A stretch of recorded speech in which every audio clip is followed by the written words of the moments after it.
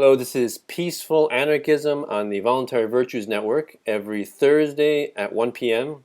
And you could also find me on the Conscious Resistance Network and Conscious Resistance YouTube channel. So today we have Connor Boyack, who's a author, libertarian slash voluntarist author of various books, Feardom and the two Tuttle Twins books so far. I assume there's going to be many more to follow. So we'll get right into it. So, Connor, so why don't you, we'll start off with tell us how you became a voluntarist. Oh, good question. Like a lot of people, my transition started in conservatism. I was raised that way. Didn't really know anything about anything. And it was actually after college I started reading a lot. I was exposed to Ron Paul initially in a documentary called America, Freedom to Fascism. And so that was my first experience. It was about 2006, I think, learning about Ron Paul. And I was very impressed with what he said. So I went and I started reading a lot of his stuff. I became kind of a constitutionalist for a while. Slowly started to see the deficiencies in that philosophy. And so I became more libertarian. And of course, they say that it takes the average libertarian 30 days to become an anarchist, basically to kind of see the logical conclusion of everything. And so it's consistent voluntarism with my faith and my outlook on life and logic. And so it was a quick transition in the end. Once I really tried to study the issues, I really like diving deep into stuff and discussing and debating and looking at rooting out logical fallacies. And so I spend a lot of my time thinking. And so when I really tried to rigorously analyze all the hot topics of the day, it quickly became the logical conclusion of what should be done, voluntarism. And so I'm kind of a sneaky voluntarist. I don't really wear it on my sleeve. I outwardly portray myself as a libertarian, and I think it's that even that term has a lot of stigma. And so I work to my role. I think is to try and help people understand libertarianism and dispel some of the myths and help them understand the overall philosophy, get them in the door for libertarianism, which I do through a variety of means. And in the end, they'll find their own way to voluntarism, in that next 30 days pretty easily. But my work is trying to get people of different perspectives, mainly conservatism because of my background and where I live and the circles that I run. And I try and get conservatives to understand libertarianism and then kind of push them down that path a little more. Nice. Yeah, I mean, I saw that documentary too, Freedom to Fascism. That's the Aaron Russo documentary you're referring It to. is. Yeah, Yeah, the late Aaron Russo. yeah, because I saw that a while ago, and yeah, it really affected me as well. And then I also realized that I think some of the IRS people that were that spoke in the film didn't something happen to them afterwards. Like I know Aaron Russo died later, but I think some of the IRS people who spoke out, they somehow got tracked down or something happened to them. Interesting. Yeah, I Yeah, wasn't aware. yeah, yeah. Like I think his name is Bruce Bannister, and then a couple of the women that were speaking out. So Huh. I guess when you do a documentary that portrays the message to the world, sometimes you get some backlash from the people who trying to defend the status quo, right, aggressively. Maybe I should end this video chat right now so that I It's too dangerous. don't implicate myself in anything. If Well, I'm not already on 10 government databases, nothing else will, change that. So, yeah, that's the thing. It's like if I think it's called the chilling effect, where um, where the government surveils the population, through the email or through phone call or through whatever, and then as a result of that surveillance, people's behavior changes, right? Because they know they're being yeah, watched, right? absolutely. And it's a very unfortunate situation because then it's like you've already surrendered, you've already abdicated your freedom, when you start to do that. So Yep. yeah. But why don't you tell us a little bit about your the books, the Tuttle Twins? Sure. So I'm a homeschooling father of two young children, and about 2 years ago, I was trying to look around for material that I could expose my children to on these key, liberty concepts.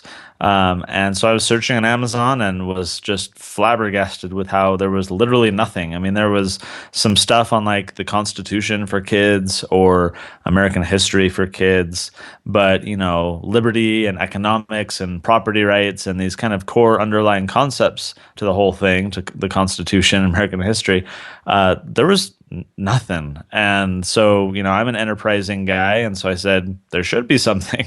And so, a buddy of mine, Elijah Stanfield, he's a animator, illustrator, overall very creative guy. And he had previously said, hey, if the opportunity ever arose, we should work on something. And so we talked about this idea.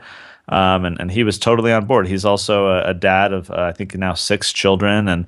And so we kind of mapped out a lot of different ideas for what we wanted to do for this book series and said, you know what, if this flops, I mean, if nobody buys it, if it doesn't generate any interest, what's the one book we would want to actually produce and have, public? And that was The Law. It was a children's adaptation of Frederick Bastiat's The Law. That book has been so persuasive for so many people, Elijah and myself included, that we said, this is the one book. If no other book in the series gets made, this book needs to exist. And so we chose that for our first book.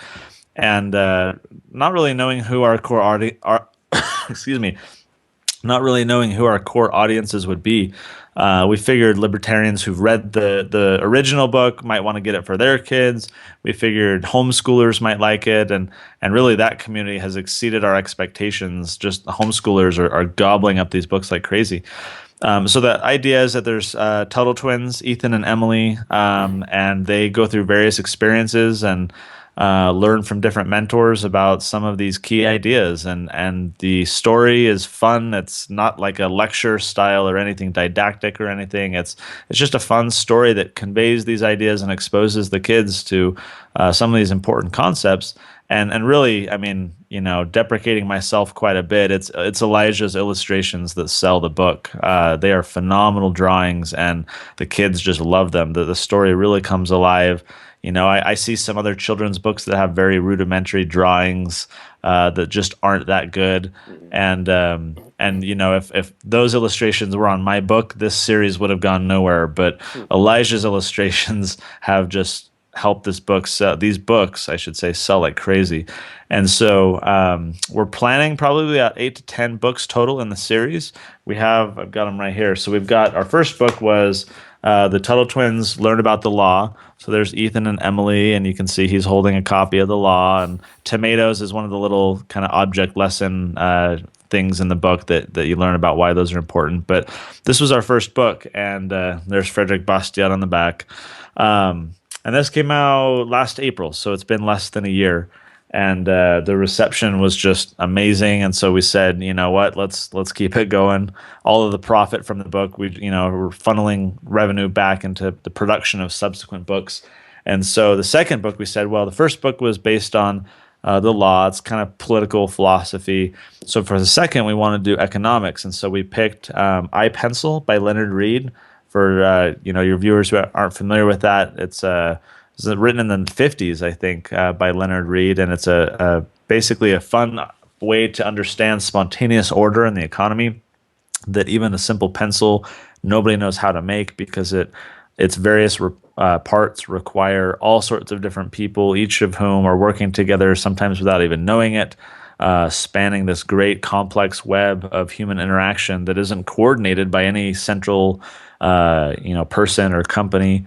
And yet a pencil is produced without any intervention on anyone's part. And so we said that's a really fun concept that we decided to take. So now our second book is The Tuttle Twins and the Miraculous Pencil. In Leonard Read's essay, he calls the pencil a miracle because of the spontaneous order and the fact that it's produced because of these harmonious interactions between people. And so in this story, the kids go on like a field trip to a factory where pencils and pens and backpacks and notebooks and things like that are made.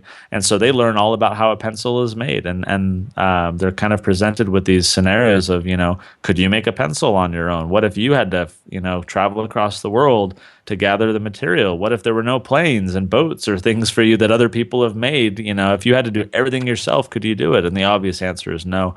And so the kids learn about economics and the market, and really from as I kind of beta tested the story with my own kids and with other families' children as well, the fun thing was that it really combated a lot of entitlement mentality. Because rather than an iPad sitting on my lap or the dinner meal or whatever, we would begin to have conversations of, what's the family tree? Because in the book, they learn the family tree of the pencil, all the different, materials working together. So we'd say, what's the family tree of this meal that we're eating right now? Mom is part of the family tree because she helped make it. And the lady at the grocery store, and the farmer and the, truck driver and everything else. And it really instilled a sense of wonder that, oh, wow, this meal sitting in front of me, there were like thousands of people involved in making, chili or whatever. And so it really combats a sense of entitlement because it helps infuse a sense of wonder back into all these different products and stuff that we have. So we're working on book 3 right now. As I said, we'll probably do 8 to 10. We'll release 1 or 2 a year. They take quite a while to develop a really good story, to draw everything.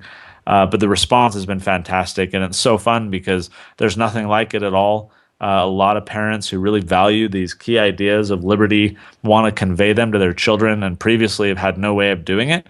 And so, now that we've provided them a vehicle to do so, and one that's been pretty effective, we've heard a lot of good, results and conversations and kids learning this kind of stuff and, even challenging their parents. Like in the first book with the law, we talk about legal plunder. That's one of Bastiat's things that, there's plunder. And then when it becomes sanctioned by law, it's supposedly legal plunder. And so hearing kids asking their parents, well, if legal plunder is bad, then why are taxes okay? And so think of like the average conservative homeschooling mom who is suddenly being asked, why taxes are immoral if legal plunder is bad. It's been a lot of fun to see some of the results coming from it. So we're definitely going to keep going. So have you had any any mothers who have bought this for their kids and then they email you like, my kid is now questioning taxes. What did you do? Yeah, and even the subtle sneaky thing is it's even the parents themselves. So like at the end of the book, for the first book, for example, they get done reading the story, and then the little Frederick Bastiat character is there and says, hey parents, what you just read is a simplification of the original book I wrote. The Law by Frederick Bastiat, and here's how you can get it for $1. Here are a few select quotes. And so then the parents are getting exposed to these ideas. Many of these parents that end up buying our books are not libertarian at all. They're just kind of an independent-minded homeschooler maybe, or conservative that values freedom or likes the Constitution, but hasn't read any of these original works at all. And so it's kind of a sneaky way on our part to educate people generally, starting with the kids, fun story.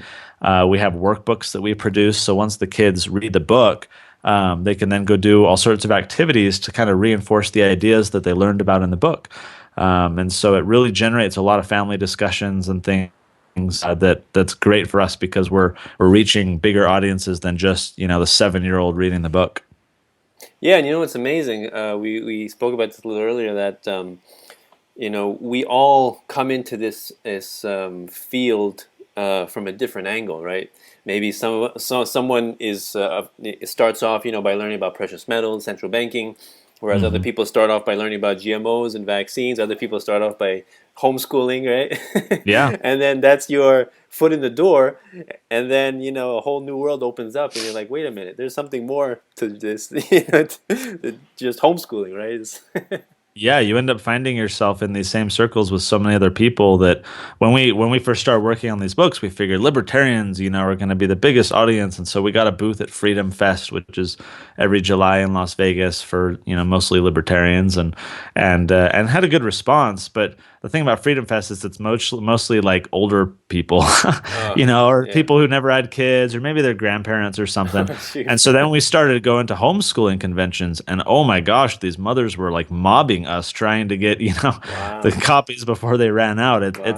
It's been so much fun because these homeschooling moms, yeah, they run in these different circles and they have these different experiences, but they haven't had the foot in the door yet. You talk about these different ways you can get the foot in the door for liberty, and they haven't yet done so. And so we're kind of doing it through their children, through once we simplify the law down to like an 8-year-old's understanding, well then a busy mom who doesn't have time to read a book can really grasp those fundamentals just like their 8-year-old kid can. I mean, obviously, we're simplifying them quite a bit. We're putting them in a fun little story, but it gets people thinking, whether an 8-year-old kid or a 40-year-old woman. Yeah, yeah, and another thing that you reminded me. So in the miraculous pencil, talking about spontaneous order, how it reminds people how surrounded we are in anarchy, basically. How Yeah. we think that we live in such a statist, centrally planned economy, whereas the majority of our lives is anarchic. We make our own decisions with many different choices that we do on a daily basis, right? What time you want to wake up, what do you want to eat, where do you want to go, what do you want to wear, right? How you want to Yeah. wear your hair. So anarchy really surrounds us, and some statists, I think, don't realize the extent to which anarchy surrounds us, and how that's beautiful, right? And how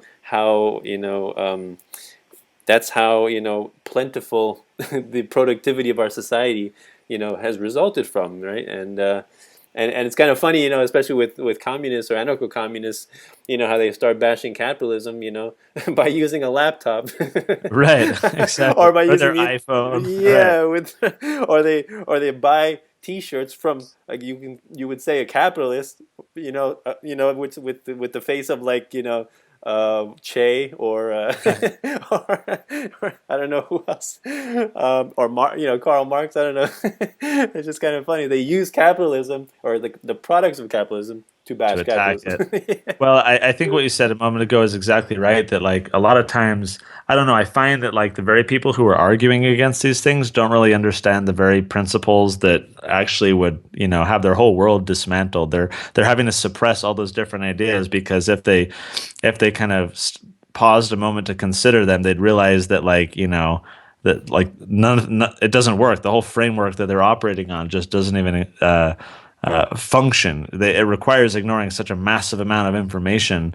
I love how you said that, anarchy is everywhere. I mean, as I think about how like the pencil is made, and that like, okay, well, if one supplier of paint runs out or shuts down, goes bankrupt, you're automatically transitioning on your own. You don't need the central planning mechanism. You don't need to be told what to do. The market functions on its own. And I love examples like that because it shows people who don't understand what anarchy is or fear it, that it is all over the place, that we're comfortable with it, that it works well. But we take it for granted. And that's why I like stories like iPencils, because it uses just a simple object lesson, a simple thing like a pencil, to help people understand a much larger concept. It's a very disarming thing to talk about a simple pencil, but then the extension of that is to consider, interpersonal relationships, geopolitics, like everything else, that the same lessons apply. I'm really fascinated by that, just because it's everywhere, and yet we take it for granted. And we need to kind of refresh our mind that, oh yeah, it actually works, and things turn out all right. In fact, things turn better. I don't read a lot of fiction. I'm not much of a fiction reader, but I do love dystopian fiction, and I love it because it shows what happens if you were to have like full communism or tyranny or whatever. That if the anarchy that we take for granted in the market was shut down and suppressed or centrally planned and controlled. And it's really alarming. People read this stuff or go watch the movies now that are coming out based on some of these dystopian works, and they see how alarming it is, and yet they're comfortable with like a limited amount of tyranny, right? Like, okay, if the state just existed and we're limited to this, then things would be okay. But when it's expanded to this, holy cow, this is awful, and we need to fight it. They're comfortable with this much anarchy, but when it's totally suppressed, then things are bad. Mhm. And it's just that inconsistency, I think, is where we battle to try and get people to understand that we need full freedom, not just mostly freedom. Yeah, yeah. It's like you know, um, limited theft or zero theft, Right. right? And Partial rape or complete rape, like yeah. it doesn't quite work that way. And Larkin Rose discusses a lot of this in a very simplified way. That's why I love following him.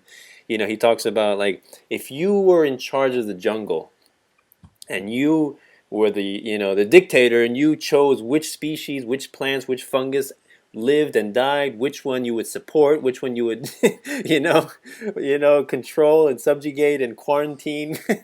How would you know what decisions would you make?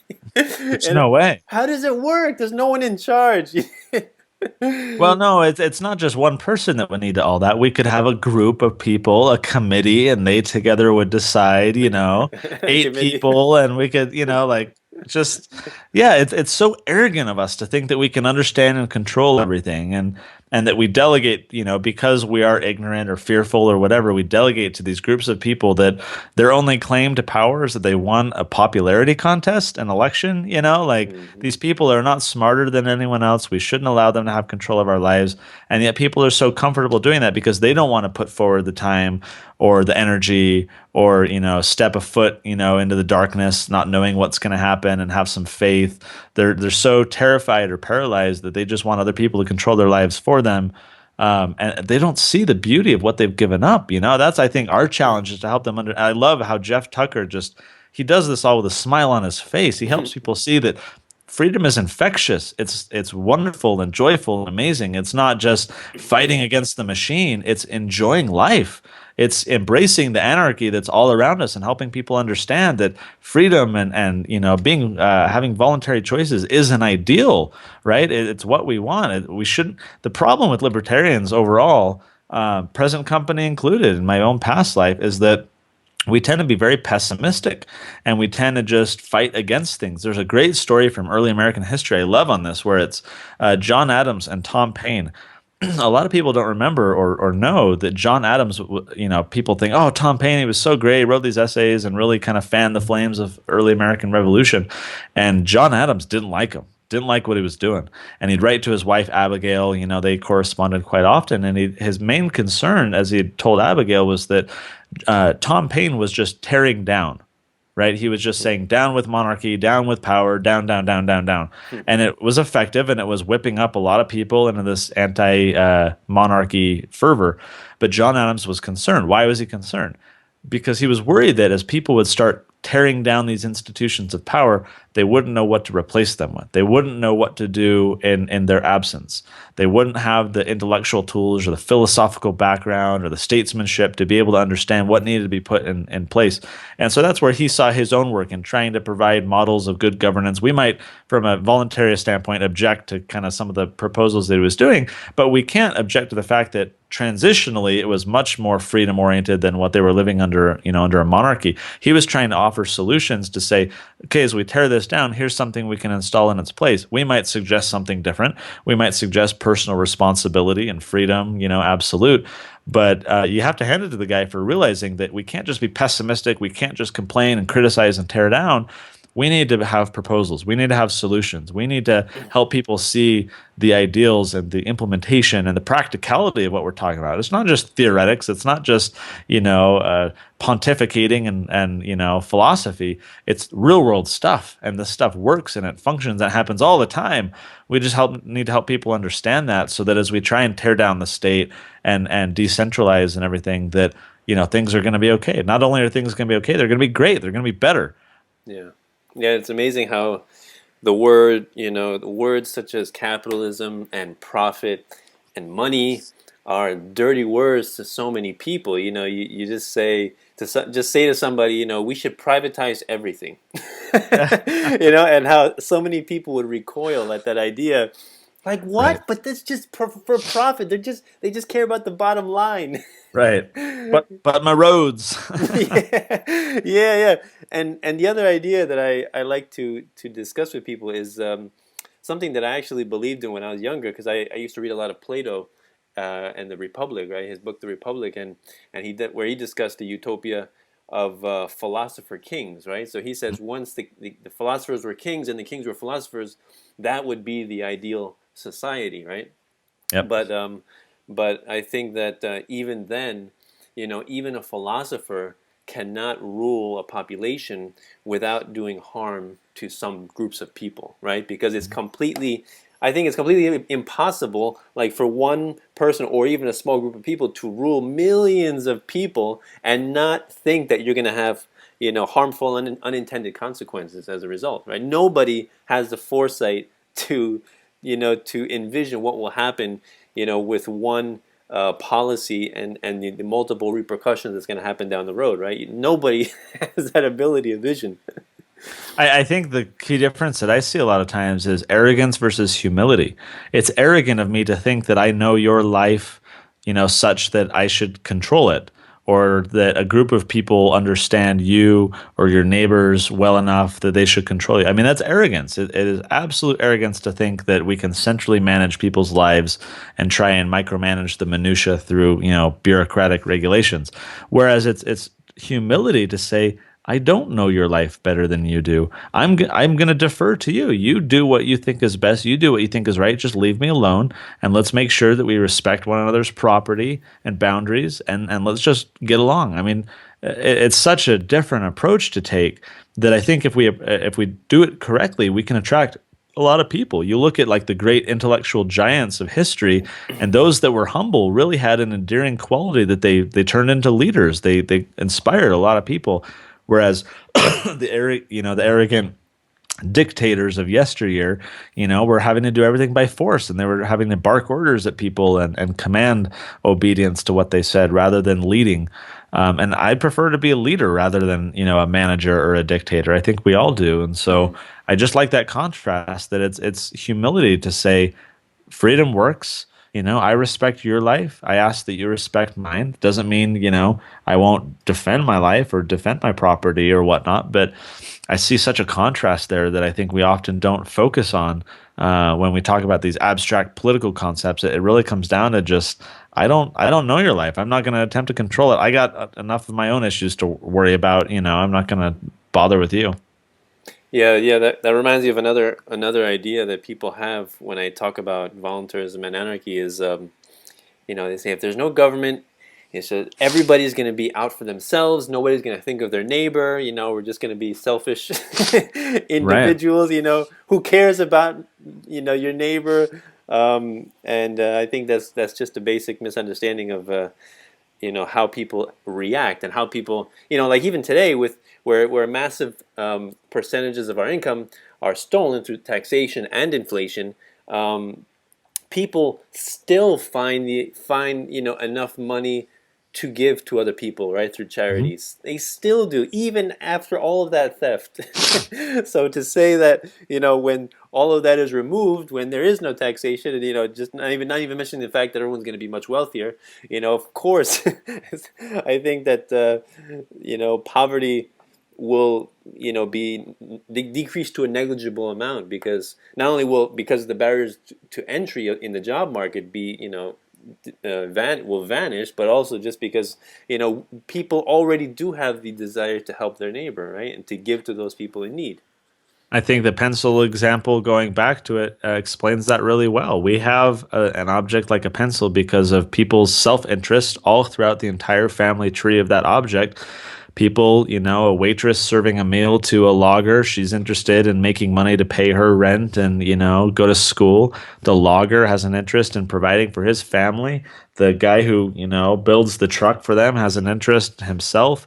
The owner of the manufacturing plant where the pencil's assembled has his own interest. He's looking out for himself. All along the entire chain of everything that we take for granted, including the computer that we're using right now, and the clothes I'm wearing, and everything else. Self-interest infuses everything, and I don't think we should fear it. In fact, you look at poverty today versus poverty 100 years ago. The impoverished people today have cell phones and TVs and refrigerators and toilets, and you know what I mean? Like the standard of living has been so substantially increased, even if not especially for those who are below a poverty line. Even in Africa, right? I mean, they're getting the trickle down of all the used cell phones that no one wants anymore, and the clothes and everything else. Um, I spent a few weeks in Africa a few years back, and it's a kind of a different story, and not totally. There are plenty of places where they still don't enjoy a lot of that side benefit, but I think the best way that we can be helping people is innovation and advancement and progress and the economy. I just don't see central planning doing much about it other than introducing barriers. Oh yeah, making making things more difficult. Imposing tariffs and registration fees and licensing fees, Yeah, and minimum wages and various things like that. But you're right that if we do want to help the poor, we do want to help the disabled and the infirm, then the first thing that you do is to remove the barriers. It's not to give more money to the controllers who will make it even more difficult for the producers, and the entrepreneurs to innovate. It's just going to compound the problem, right? Yeah. We just have to stop doing. They're doing enough. Just stop doing whatever it is Well, you're doing, and that's it. it's ironic when these policies exacerbate the very problem that they are aimed to solve. A lot of these policies are just self-reinforcing, where these people end up in this cycle where they can't get out of poverty. And I think the best way to get them out of it is to give them a job and provide attain low prices for these objects that they want. I mean, you look at like healthcare, one of the biggest things that poor people struggle with. There's no price discovery in healthcare. You can't shop around your doctor. No one knows what it costs. These folks just end up in the emergency room. Nobody knows what the prices are, and yet if you had price discovery and you could compete between doctors or hospitals or medical institutions, those prices would begin to plummet. And so I think really the market is the best way to solve a lot of this stuff. The problem, the challenge I think that we have is providing those solutions, providing those real world examples to help dispel people's knee jerk reactions that, oh, people will die in the streets, or you hate children, or whatever. We need to help people understand that liberty works. It's not just, sitting here and pontificating about these abstract concepts, that it's actually going to improve people's lives. It's actually going to make life more enjoyable and help more people than the status quo. We need to be practical about what we're talking about. That yes, anarchy is great. Yes, we should talk about liberty, but it's not just for talking about in book clubs on a Friday night. This is like pounding the pavement and improving the world. It's changing people's lives for the better.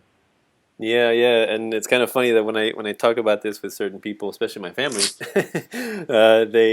which my family, most of them are Democrats, right? So I get accused of being a Republican. What right wing nut are you listening to?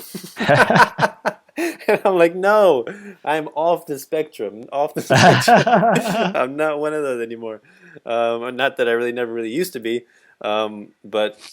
But that's the thing, it's either you're liberal or conservative, Democrat or Republican. There's nothing else, right? That they can't. It's like people don't understand that life does go on without dictators and tyrants and presidents and prime ministers and you know chancellors and just people whose sole desire is to use stolen funds to meddle and make people's lives difficult. For the purposes of your protecting, the public welfare, national security. It's all for your own good. Yeah. Yeah, I think it all boils down to a root fear. Like people fear, having an intruder invade their home. They fear a terrorist attack. They fear, losing a job and not being able to provide their family. They fear getting sick and not being able to afford medical bills. The love of the state comes down to the fear of the unknown. Mm.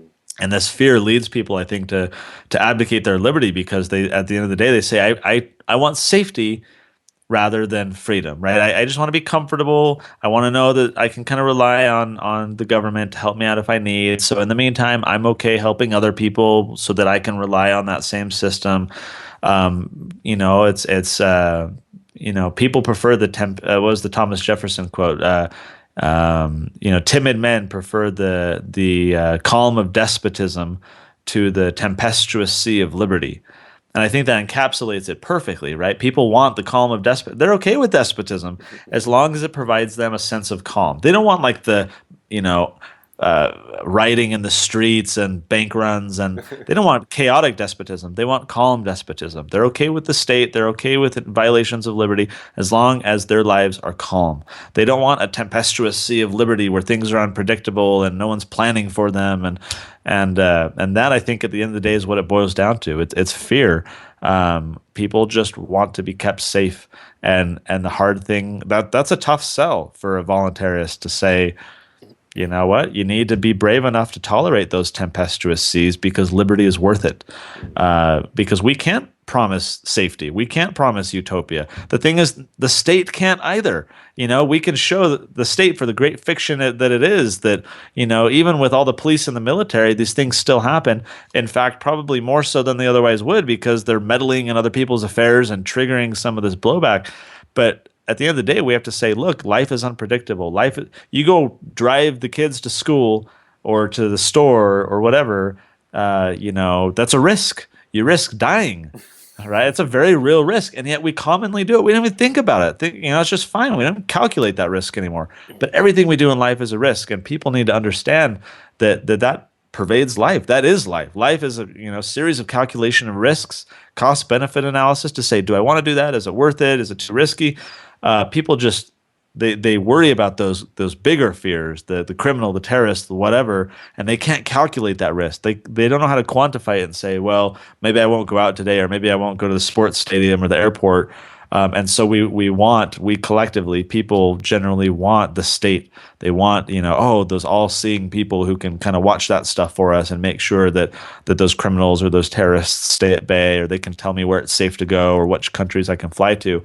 I think it just all comes down to fear, and we just need to show people that they need to overcome that fear, and that doing so is liberating, right? Where you can realize that life is a series of calculation risks, that it's okay, but that you don't need that supposed comfort of the state, because the exchange isn't worth it. It's not worth having despotism for this perceived sense of calm. That liberty is really a net positive, and I think we need to make a harder sell for that with a lot of people.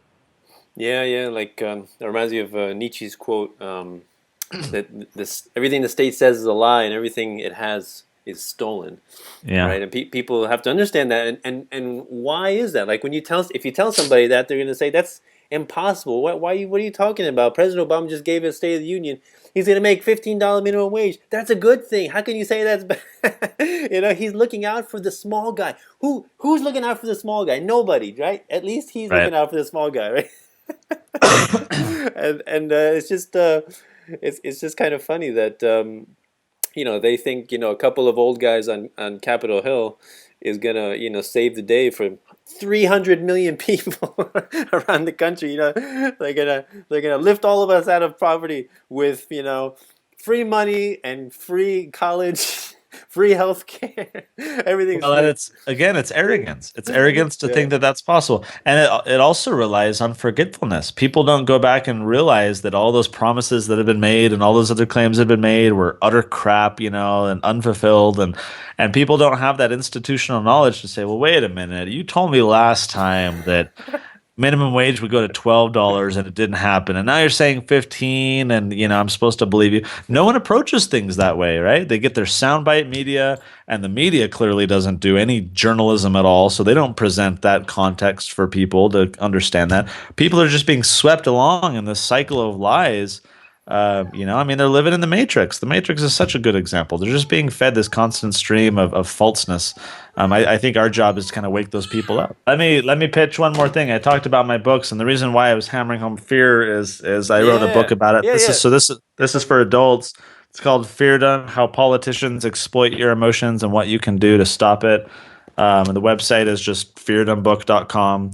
And so I wrote this book mainly for that reason, because I saw in my own life how I was being swept along with all that fear mongering, about a decade ago, and then once I kind of got out of that cycle, I just saw that it's persistent. A lot of people are just kind of subjected to the same thing. They live that life of fear, and so they love the state because the state is telling people that we'll absolve your fears, we'll keep you safe, and so people grow this adoration for the state because they want the comfort, they want the calm of despotism, and so the book is my way to say, well, first let's look at the context, right? Like, in order to understand, to not relive history, we need to understand it so we can break free from that cycle. So we look at some historical uses of fear, some modern uses of fear, and then in the end propose some solutions to say, here's how you can kind of step out of it and get away from living that life of fear. Here's actual practical things that you can do to try and kind of step away from that and not let yourself be affected by it anymore.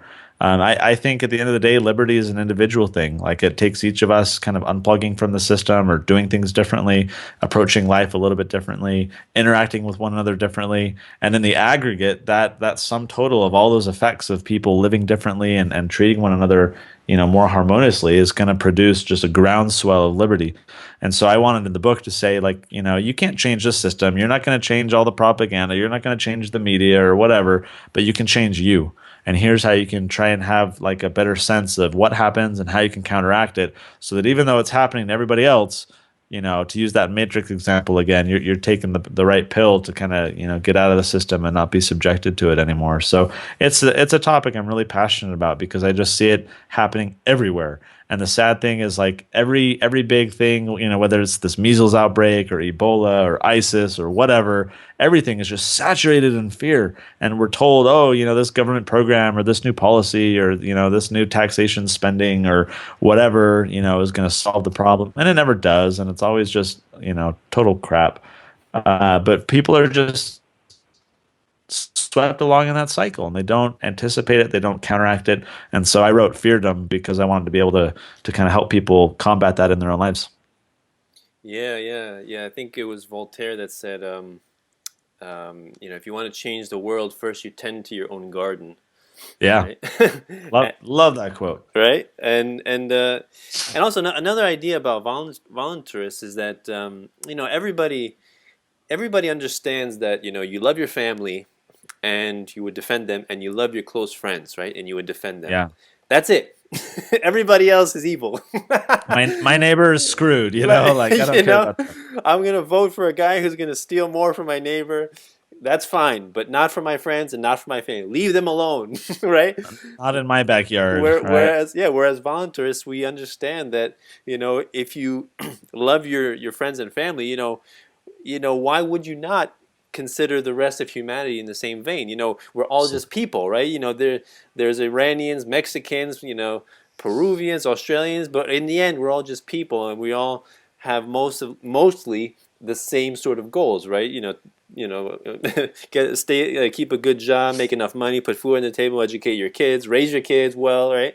Like that. Those are general ideas that we all share, and that we have most often in common, more often in common than we do with our own government.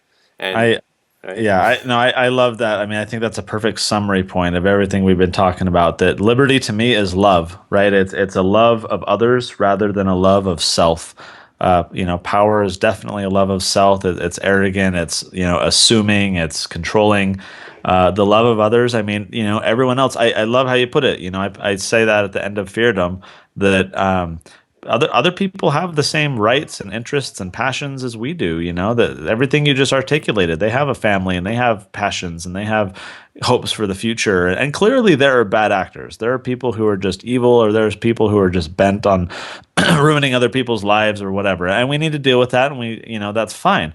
It's not saying that we should necessarily be pacifists or that we should just smoke peace pipes all day. There are threats, I think, that we need to kind of anticipate and respond to. But 99.999% of people, we could be friends with. We could just have just this a huge emotional bond with. We could, if we had the opportunity to sit down face to face, we would find so much common ground and come away with a new friend and a pen pal. And we just don't have that opportunity. Technology helps us. We can Skype with people. In fact, where are you at right now? New York.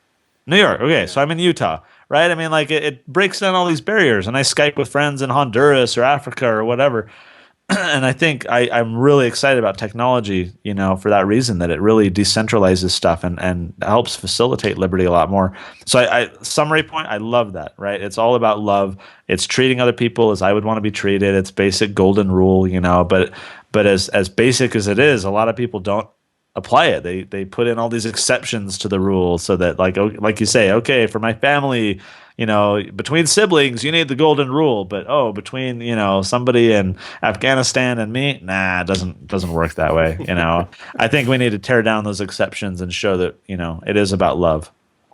Well, let me just correct on one point you made. This Yeah. Skype call is costing me too much. I had to sacrifice a couple days of work just to afford the long distance fees, right?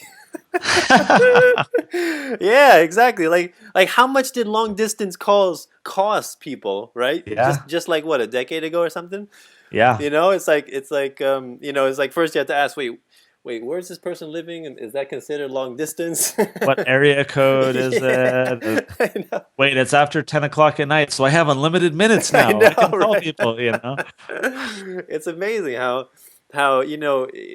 people's standard of living has improved, and like you said, the poverty, the people who are considered impoverished today are living perhaps better than the kings and pharaohs of the past, the ancient past, and we have to recognize that technology and innovation, capitalism, that's what it has done. It has given people wealth and comfort that we would that we have never had, and Absolutely. also it has decreased the price of it, right? That it's becomes all of a sudden affordable. Like how many people had a cell phone? I don't know, like a decade ago, right? How many people had a cell phone, right? Or like 15 years ago, and now it's like just everywhere, right? Like you said, Africa, they're just getting our leftover cell phones. Well, we had cell phones a decade ago, but we also had CD players and we had cameras and we had radios and all these things that are now combined into a cell phone, right? I And mean, like, calculators. yeah, calculators. What are those? I remember being at the Smithsonian as a teenager, and we were walking through, and they had all these like stuff from the '60s or whatever, and we found my dad. I was with my family as a teenager, and my dad's like, "Hey, that's the calculator I used in high school." It felt so old, but I love it. Technological progress is really going to solve a lot of problems. I mean, you look at like Bitcoin, right? I mean, the fact that you can now do micropayments to people in third world countries and avoid Western Union and and them kind of capitalizing on people and taking a lot of their money, like technology is such a blessing, and it allows us to have these conversations. It allows us to spread love. It allows us to familiarize ourselves with people all around the world that we otherwise wouldn't, and no longer is like these people on the other side of the world, like, oh, I read about them in a book or whatever. Now we can watch them on YouTube, or we can interact with them on Skype or whatever. It's going to help a lot of things, I think. Well, why don't you comment on the Luddite fallacy of people who say that technology is destroying jobs, and eventually we're going to be all put out of the job. We're eventually going to be Yeah. I don't know, Terminator is going to going to rise up or whatever. What would you I, I tell? think I think it's just ignorant, right? Because like, okay, here you have a cell phone right here that yeah, you don't need Walkmans anymore, or you don't need these like calculator manufacturers. Although you do, they specialize. You have graphing calculators and stuff like that. But then you have a cell phone that kind of encapsulates some other technologies, removes the need for some jobs, but it just rearranges things because now you have a cell phone where you can have app developers and you can have all these things. It unleashes all this new potential. To me, every technological innovation is just breaking through to kind of yield a whole bunch of other opportunities that didn't exist. So it's not that, that person, we don't need that job anymore. It's like, it removes one opportunity, but it produces a far better one. Yes, we don't need antiquated technology anymore, but hey, this exciting new technology, we need a lot of people who know how to do it and how to kind of further, the program or the technology. People, I think, just they fear retooling. They fear having to learn new things, and so they just want to protect their job and say, "I just want to keep doing this." They're not, ready to be dynamic, and the market changes, right? I mean, we need to anticipate that, and if we really believe in the market, we can't oppose, market changes that might be impacting us personally. I get really, upset when I see a lot of people. It's human nature, right, to kind of protect what's yours. Mhm. And so even some liberty-minded people I see who they get kind of protective and they want, to be shielded from that change. I say, no, we should be embracing that. If anything, we should be anticipating it, knowing that it's going to come and trying to kind of figure out ways that we can, be ready for it or pivot or change or harness it for even greater opportunity. Like now that you have Bitcoin, you have all these new markets opening up and new opportunities that didn't exist before.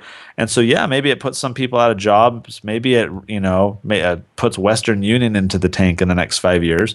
But that's fine. All those people are going to find jobs. They're going to find other opportunities. And now we have this whole Bitcoin ecosystem providing economic opportunities for people that didn't exist before. It comes down to fear. It's fear of the unknown, fear of the future. People don't know what's going to happen. They just want to, be content with the status quo. We just need to be willing to take that risk and sail the sea, the tempestuous sea of liberty. Yeah, yeah, well put. I mean, imagine if when the first Model T car came out, if the federal government decided to subsidize the horse and buggy industry, Right. to to protect them from the evil, the evil car And manufacturers. we see that happening right now with Uber and Lyft, and all Yeah. the taxis fighting it and all the subsidies that they get. It's We see this battle play out so often, right? Tesla and the Hmm. big car manufacturers and everything. It's not surprising to see it play out time and again because it's human nature to protect what's yours and to commandeer the power of the state in your behalf Hmm. to protect it. So it's disappointing, but very, very, very predictable. Yeah, yeah, it happens over and over again. Why don't we finish up? Can you just explain to us about your homeschooling method with your kids? Yeah, I do. My oldest is just about to turn 6, and so we're still kind of at the beginning stages. But I've given it a lot of thought and talked to a lot of folks about something. I now do presentations at homeschooling conventions on this, and that is passion-driven education. So it's more of an unschooling approach. But what it is it's basically trying to customize the child's education to whatever their passion is. There's a lot of good books and a lot of TED Talks and stuff that kind of touch on this a little bit here and there. There's one by a boy named Logan called Hack Schooling, right, where he Yeah. tries to hack together his schooling experience, and it's a good example of what I'm talking about, where his passion was skiing, and he says that for him writing was really boring because he didn't want to write about flowers or about dinosaurs. He wanted to write about skiing, and once he finally had that freedom to do so, it just took off. And of course, he sees that if he wants to, be a sports commentator, or he wants to write books or whatever, he needs to learn how to write well. He has a passion and he has a goal, and everything else becomes just something he knows he needs to do, and he's just excited to do it. I remember when I was in school, the three worst subjects I did was economics, education, and history. And they're the three topics that I'm now proficient in and really enjoy doing. And it's That's because, funny. who wants to learn English when you have to learn the third past participle subjunctive or, whatever? Like, Yeah. no one wants to learn the dry semantics of the language. But when I graduated college and I sucked at writing and I started a blog and I gained a readership and I was trying to persuade people about these ideas I was learning about, I realized I needed to learn to write well. And so I didn't go crack open my English textbooks and kind of figure out, okay, well, the adjective needs to be, I just read books and said, "Oh, wow, that's a really good persuasive statement. How did he do that? And how can I kind of do that myself?" So that freedom really allowed me to kind of pursue my interests a lot more and become very educated very quickly. The unfortunate thing is that it happened after college. And so with my children, I want to provide it to them from the get-go. I want to say, look, maybe it'll take us a little while to figure out what your passions are. And so for a while, we'll just kind of expose you to some things and see what you like and kind of just roll with it. But as quickly as I can, I want to find out what their passions are. If they really like dinosaurs, then let's watch dinosaur videos and let's read dinosaur books and let's build dinosaur, habitats and ecosystems, and let's learn geography and physics and math and English along the way. Like it's just following what their passion is, because the worst thing that anyone as student asks, and it's so common, is why do I have to learn this? You Yeah, know, what exactly. what good is this going to do me in my life? And I never want to hear that question from my It's kids. for I your never want own good. right. Learn it. Someday you'll thank me. Someday you'll thank me. Yeah. I want my kids to be totally invested in their own education. And the best way I know how to do that is to wrap all of their educational activities around whatever their passion is. And so for little Logan and his TED Talk, it was skiing. Maybe my kid, it will be bees, like who knows what it's going to be. But I want to figure out what their passions are and then just find ways to kind of teach them math and physics and English or whatever around what interests them, because then I'll never be asked, why do I have to learn this? I'll say, hey, there's this, beekeepers conference. Maybe let's go there. And hey, maybe, you could speak there. They'd love to see an 8-year-old kid speaking there. And so then we have to work through public speaking and English and whatever. I just think it's a much better way to go. I think it's going to get my kids interested a lot more in taking advantage of their own education, which really is what any good teacher wants. Teachers understand that all education is self-taught. They can try and push stuff on the kids, but if kids aren't willing to kind of internalize it, they're not going to learn. And so identifying what a child's passion is, providing them the freedom to pursue it, and then building a curriculum custom around whatever their passion is, I think is all in all the best way to do it. And so that's what we're going to be doing in our family. Yeah, that's awesome. I have a 4.5-year-old and a 2.5-year-old, And my approach is a quote that I like, which is, if a child does not want to learn, nothing will convince him, and if a child wants to learn, nothing will stop him. Stop him. Yep. Absolutely right. And Absolutely. with my son, my 4.5-year-old, he's asking a lot of questions now about machines, talking about technology. He's asking about machines and robots. How do robots make clothes? How do robots make shoes? How do robots make toothpaste? How do Huh. robots make ice cream? And I can explain it to him, but if I'm near a computer, it's even better. I can show him a video, and Yeah. he watches it intently, and it's amazing. Like just imagine, what 4.5-year-old would be interested in looking at a machine or a factory making ice cream. Like, no, you would never think that a 4.5-year-old would be interested, but because he asked me, then I Yeah. show him, then he's interested, right? Then he's gonna watch it and pay attention. I think like anything else, it boils down to freedom. I mean, for me, it's once I had the freedom to learn what I wanted to learn, when I wanted to learn it, no longer being told what to do. I just absorbed it like a sponge, and now have written books and do public speaking and run a nonprofit think tank and things that like I would never have imagined. And freedom is what did it for me. And Mm. so I think our children need freedom. I don't think we should advocate for freedom as adults, but then not provide it to them as children. Like if we really believe in freedom and the value and the benefits, we need to expose them to it as at a young level and allow them that freedom. I just see so many examples of kids who have had that freedom, whose parents have done unschooling or whatever variant thereof, and just the results are just amazing. I mean, these people are turning out to be confident and intelligent and respectful and insightful and innovative and everything else, and I want that for my kids. Yeah, I get asked all the time. What if they never learn history or math? How are they going to learn how to read and write? They have to be forced. If you're not forced, you don't learn anything. And I think people don't realize that we're all learning all the time, right? It's not Yeah. like you learn, Monday through Friday between, 8 and 2, from September to June, from the ages of 5 until what, 16 or 17, right? That's the only time you learn. And Right. maybe 4 years later in college, maybe. But then Right. after that, we don't learn at all, Right. right?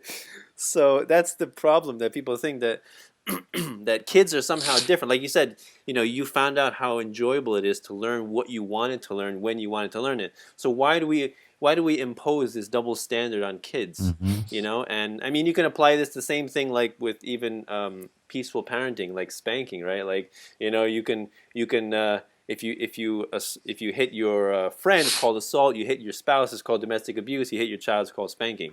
Right? Right. It's always Yep. a double standard that we apply to them.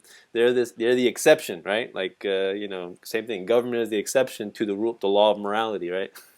Well, I think we should model for in our own lives as parents what we want for ourselves individually as adults. Like if I want freedom, if I want people to leave me alone, I shouldn't be saying one thing and doing another with my kids. Like I don't want to be a hypocrite. I want to be Hmm. consistent and say this is a world I believe in and this is what I'm fighting for with other adults and people.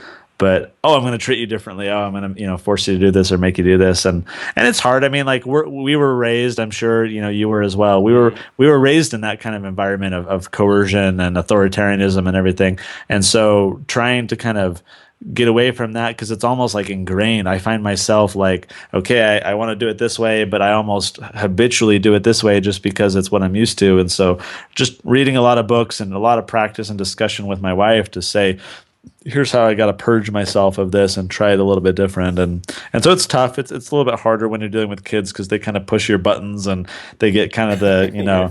the reactionary approach rather than like sitting down with an adult in a calm conversation or whatever. Mm-hmm. So it's harder, but we're trying.